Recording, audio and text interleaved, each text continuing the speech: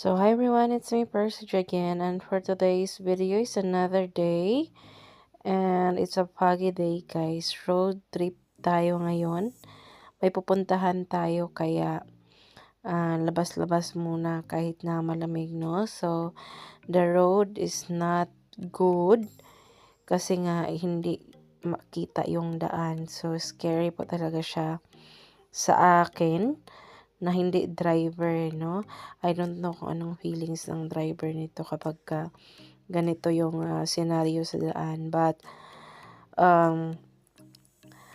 mostly, kapag ka-expert naman, wala nang kinatakutan, no? Basta dahan-dahan lang. So, ang aming weather is, again, malamig. Sobrang lamig.